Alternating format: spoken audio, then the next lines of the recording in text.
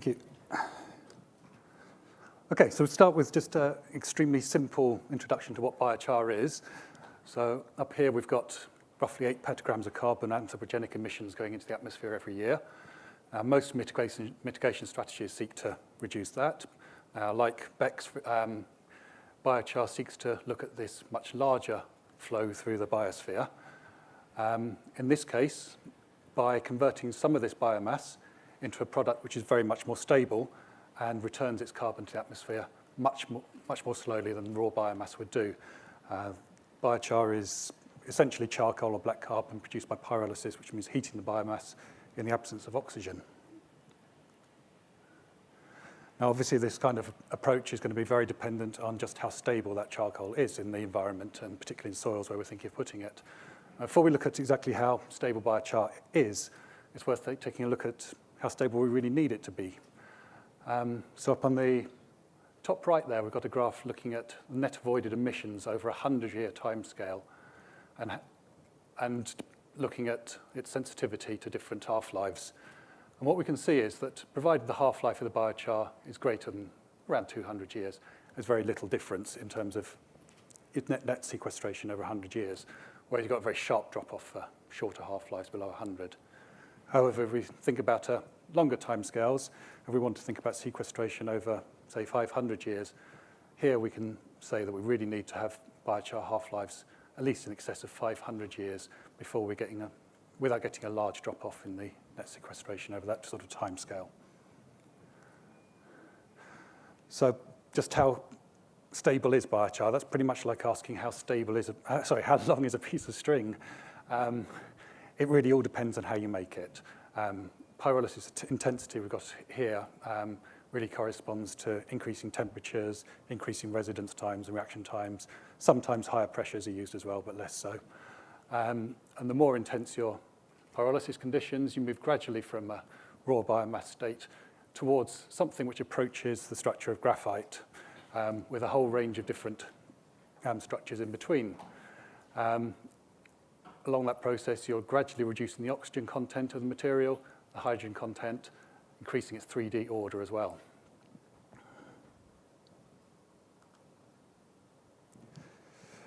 So if you look at the literature to try and understand just how stable it is in soil environments, we've got estimates of the half-life of biochar in soils ranging from tens of years to, well, 10 to the 7s of years. We've got 6 orders of magnitude of variation in the estimates out there. Now, that was all we knew about it. You'd say, put up your hands up and say, we really don't know anything about how stable this is. But in fact, a lot of this variation, some of this variation is real uncertainty because there are very large methodological issues with trying to estimate decay rates over very long time periods. If you do it in incubations in the lab, you've only got a very short time period to extrapolate from. If you look at soils, you know very little about how much biochar has been in them long term. So there's a certain amount of uncertainty just from that. But a lot of this variation is also due to how much you've moved the pyrolysis process towards the sort of graphitic nature of the biochar. So here we've got plotted the oxygen-carbon ratio of the biochar against its half-life, and there's some sort of correlation here. Now we can see to get a OC ratio of below 0.2, we can pretty much guarantee that the pyrolysis temperature is about 500 degrees or higher, and that will give us half-lives at least in the 1,000-year timescales or greater, which is certainly what we need for sort of half-millennium sequestration. So it's very practical to achieve that kind of stability. So we're thinking about putting biochar into soils. We need to be very clear about what the risks and benefits of doing so are, soils being one of the most valuable things we have, along with air and water.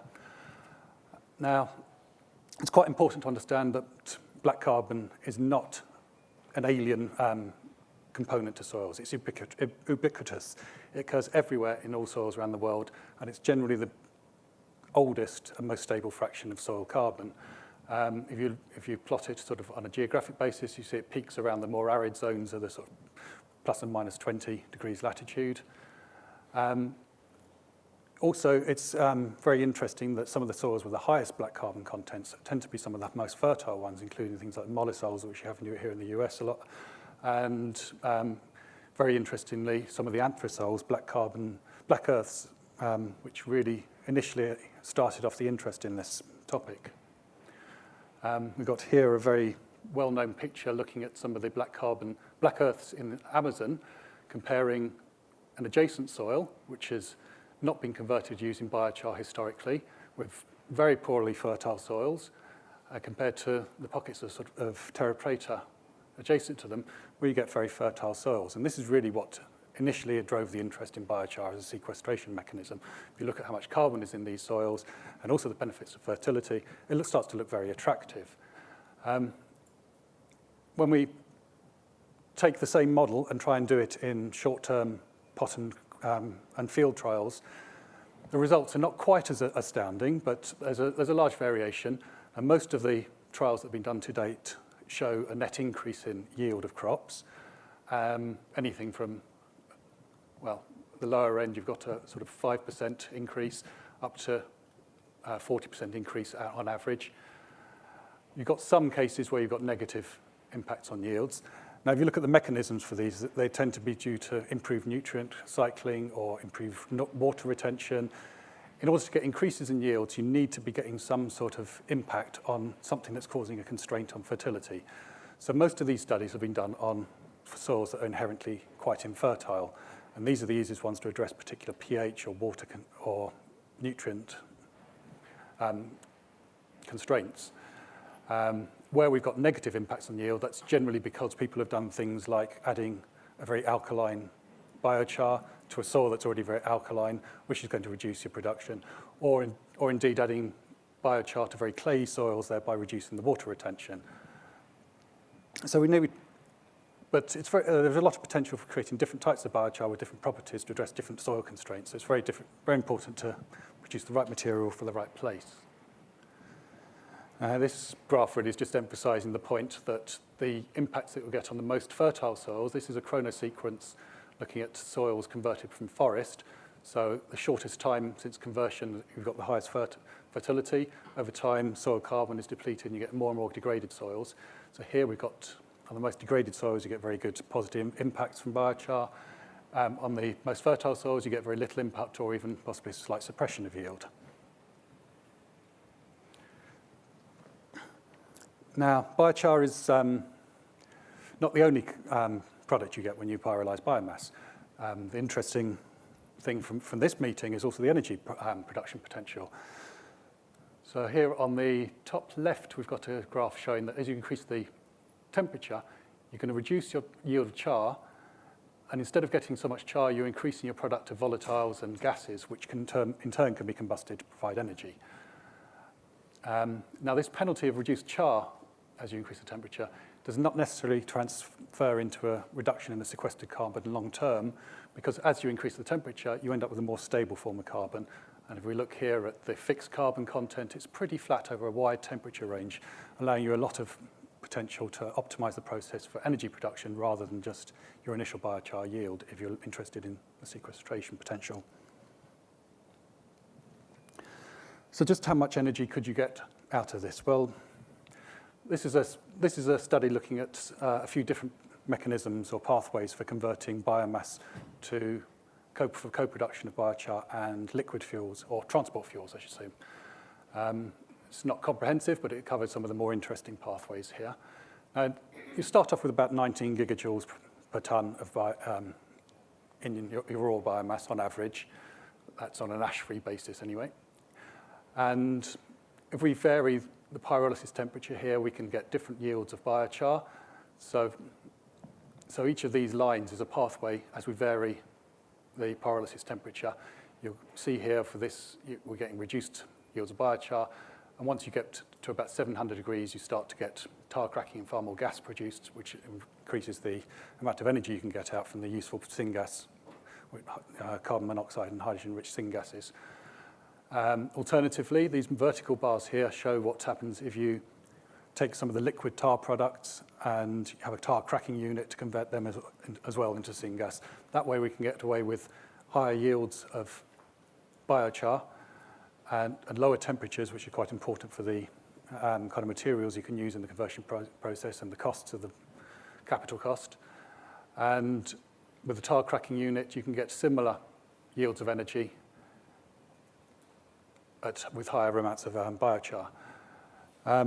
Once you look at the losses required for actually driving the pyrolysis process and heat losses and parasitic losses in the process, from that initial 19 gigajoules, you'll end up with about 7 or 8 remaining in the biochar, which is essentially squandered from an energy point of view, but useful from a sequestration point of view.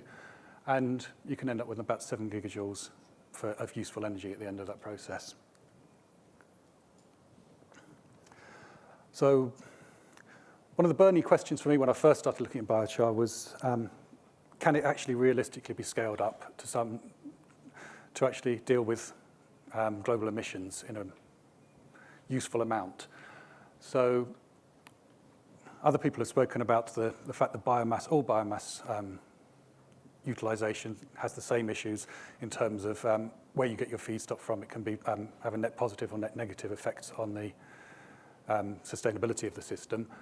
So what I've tried to do here is to limit these feedstock supply scenarios to within what can be achieved without using more residues than you can take out without causing soil erosion or soil degradation.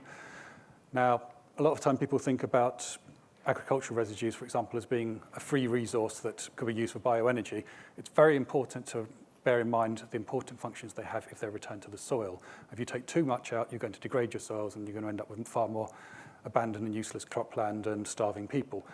So you absolutely need to think about how much retention you need to keep in your soils in order to maintain long-term fertility. Now, obviously, you need to think about not having large debts, carbon debts from land use change or conversion of currently wild habitat. No use of contaminated waste, because we're looking at a product here which is slightly different to burning in a power station, where if your ash is contaminated, you dispose of it as a waste product. Here we've got something that's going back into the food production system, so we can't use municipal waste products that are going to have, for example, heavy metal product in them. The conversion technology is very important. Charcoal was historically made in kilns which produced very large emissions of VOCs, methane, soot, and other noxious things, and also they have very low efficiency of conversion to biochar, and they have zero efficiency of conversion to energy. So we need to use modern technology that addresses those problems. So within these three scenarios, which are constrained by within these, we can get maybe a maximum of 1 to 2 petagrams of carbon per year feedstock carbon, which translates into a maximum abatement potential of about 1 to 1.6 petagrams per year from the biochar itself. Now, at these very high utilization rates, which are assuming that you've got very large scale up to the maximum potential by about mid-century, if you did that, you're going to start reaching your maximum amount of biochar that you can add to soils before they might harm fertility within the sort of later half of the century at the highest utilization rates. That's not necessarily an upper cap on what you can do. You can then think about putting it deeper into soils, below the plough layer. You can think about using other soils, such as pasture and forestry soils, or other disposal methods beyond that. So looking at the breakdown of where these avoided emissions come from, now on the right-hand side of these charts, we've got 2 columns, one for biochar here, and another one to compare it to of just using the same biomass, but combusting it for maximum energy production to offset fossil fuels. So the largest abatement comes from this actual sequestration of the carbon you store in the soils. There's also a substantial component from avoided fossil fuel use from the energy production.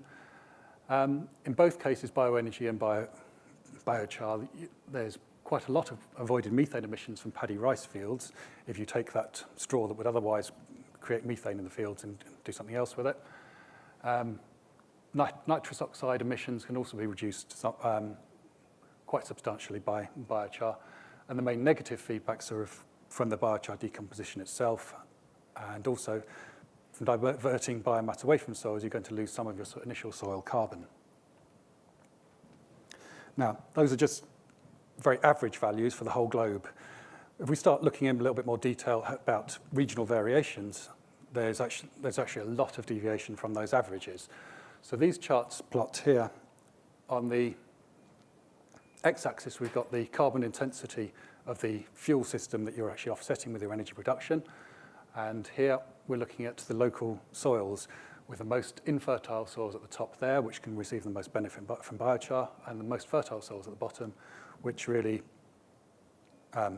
don't get any noticeable increase in yield from biochar, but they may have improved fertilizer use and water use. The x's mark the sort of global average spot, which was what we saw on the previous graphs. But we can see that here that we can go from the average up to very large increases in terms of the abatement potential of biochar. If you put them in locations which have traditionally used a lot of biomass fuel, for example, so places where wood is a large component of the fuel and you're not offsetting much fossil fuels, and you've got very infertile soils, you can get a very much better performance from biochar than bioenergy. Conversely, if you move to regions where you've got a very coal-intense economy and you've got very fertile soils, the American Midwest comes to mind as an example there, then it looks like bioenergy is going to be a better option there. So far we've looked at just comparing bioenergy and biochar on a per unit feedstock basis. However, that's not really the limiting factor in terms of biomass availability is amount of land you've got available rather than the amount of feedstock. So what we've got here, we're looking at something called priming, whereby biochar can have very profound effects on the cycling of soil organic carbon. So if you look at these graphs here, the orange bars down here show what happens to your soil carbon if you simply remove your residues and convert it to bioenergy. You get a gradual depletion of soil carbon and gradual degradation. And that's really the limiting factor on how much agricultural residues you can take out and use for bioenergy. You need to put at least 75% in most circumstances. It varies depending on latitude and climate. But you need to put a substantial part of your residues back into the soil if you want to maintain soil fertility. However, if you take that same amount of biomass and convert it to biochar, which goes back into the soil, there are some positive feedbacks between the cycling of soil organic carbon, and you allow soils to store more carbon and stabilize carbon more efficiently once they've got biochar in. You can actually remove biomass and this is a 100-year timescale, end up building soil carbon rather than depleting it. Now, that's very important if we put it in context of how much residues we can extract sustainably from a field. So here we've got a hectare of corn, just as one example, with about 8 tons per hectare. This is based on American values. It varies a lot worldwide. 8 tons of residues in that field produced every year. If you're going down the bioenergy route, you can maybe take at most 25% of that out. You get quite a good conversion efficiency. This is based on syngas to methanol conversion rates. Obviously, the technology used will be very important here. You might end up with about 30 gigajoules at the end of that. On the other hand, if you're going to be putting biochar back into the soil, you can remove a very much larger proportion of the initial residues while still maintaining soil fertility. And although a smaller fraction of your residues will be converted to energy, because you've got this very much larger amount of residues available, you can maintain similar amounts of energy production per hectare of land to bioenergy, while at the same time producing biochar.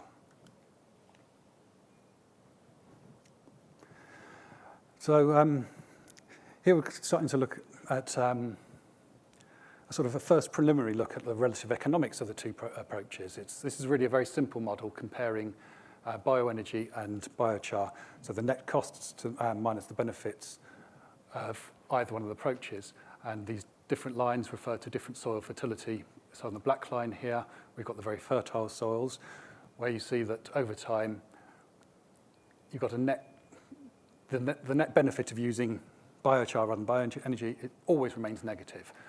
Whereas over time, with your more infertile soils, the benefits of increased yields over time accumulate, and they offset some of the initial higher costs of biochar relative to bioenergy.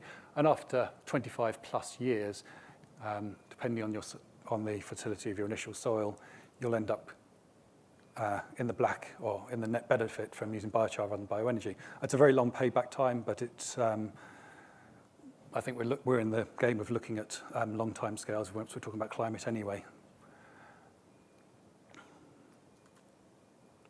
Now, of course, the economics are very dependent on a number of factors, and very importantly, the type of feedstock you use here. This is a study which was done looking at biochar systems in the UK, and here we see that of the net costs and benefits of producing biochar, the feedstock cost is one of the most important things. So there's a few examples where if you're taking waste products that would have a fee attached to them, actually for you to take them off instead of dumping it in a landfill, you can end up have a negative cost if you're making a biochar. Whereas depending on the feedstock source, the cost of production can rise rapidly.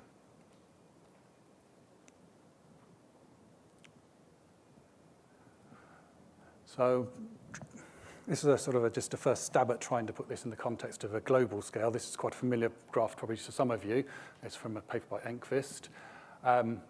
It's what's called a marginal abatement cost curve. So it plots on the x-axis here the total abatement potential of each of these different technologies, and against the lifetime cost of actually implementing those technologies.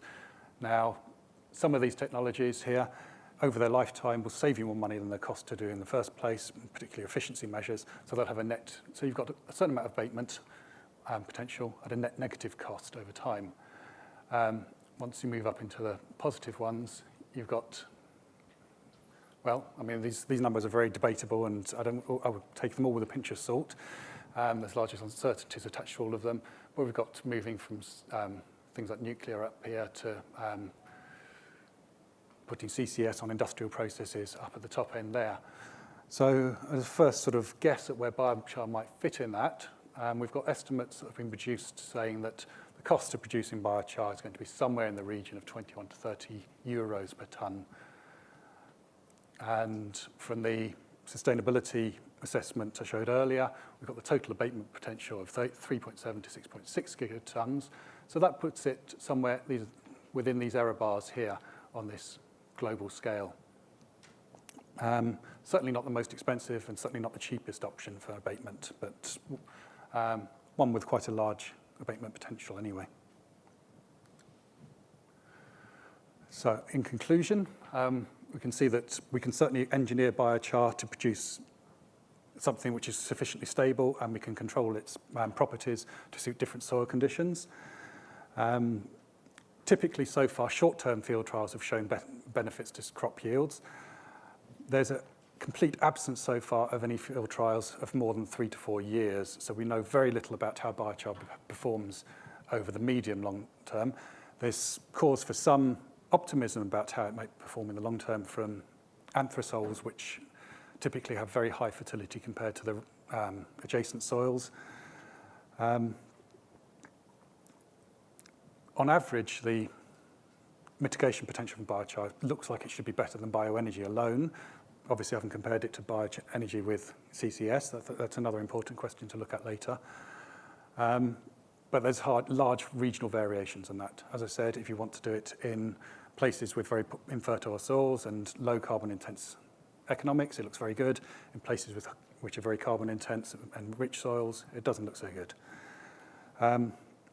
Short-term economics certainly would favour bioenergy over biochar. However, in the long term of 25 years plus, you start to see some real benefits from the improved crop yields that can offset some of that. Carbon credits, so I skipped over that graph, but carbon credits really have almost no impact on the relative economics of biochar and bioenergy because their mitigation potential is broadly similar. So even at very high carbon credits of up to, say, $200 per tonne, you see very little change to the relative economics of bioenergy versus biochar. And so we need to compare it to a lot more different types of options, including BECCS. And so I can't read my last one there. I was considered just, okay, it's really important when you're really looking at anything to do with biomass that assessments are not just done on the mitigation potential, and they're not just done on the pure economics, but you have to look at the wider sustainability issues. And of paramount importance in anything that utilises biomass is its effect on soil And yeah, okay, and soil degradation. Okay, thank you. Take any questions. Thanks. We have time for one or two quick questions. Right in the back, and then we'll get to Larry. Yes, relating to your last point, Brian von Herzen from the Climate Foundation. When you do the biochar processing on agricultural residues, it's common for the nitrate to be converted to nitrogen, perhaps, which could result in a loss of nitrate for the soils. Could you comment on approaches that might address sustainability in the context of nitrate and other macronutrients? Yeah, sure. Pyrolysis does convert at least 80% of your of the nitrogen that's in the feedstock into nitrogen. It depends what you're using as a feedstock. It really doesn't look very good to use high nitrogen feedstocks such as manures, whereas if you're using more lignocellulosic biomass, they tend to be very low in nitrogen anyway, so the penalty is not so high. Also, your nitrogen use efficiency, once you've got the biochar in the soils, is improved. So if you're looking at low nitrogen content fuels with an improved nitrogen use efficiency thereafter, you end up with a net benefit after 5 to 10 years in terms of nitrogen production. There is an initial loss, though. There are other potential things which have been looked at, which is, for example, using the biochar before, rather than dumping it straight into the soil after you've used it. You can use it's a extremely good adsorbent for particularly cations such as ammonium, but it also seems to absorb nitrate. So you can use it to scavenge nutrients which are otherwise being lost, for example, from livestock production units or from sewage works and other things like that. So you can use it to scavenge and recoup some of those losses and transfer them back to the soil with actually a net gain in nitrogen rather than a net loss. Have you looked, so most of your comparisons were biochar versus bioenergy, but in a world where biomass is the limited resource, does it make sense to do a comparison of biochar versus using that char as a fuel and displacing an equivalent amount of coal or some other CO2 fossil fuel? Yeah. And how does that analysis turn out? Well, I think that's broadly similar to this, to the same. If you pyrolyze it to produce syngas and biochar or charcoal, and then you combust both the syngas and the charcoal, the efficiencies are not drastically different to simply combusting the biomass in the first place. So overall, that comes to a very similar picture to what I've shown there for pure simple combustion.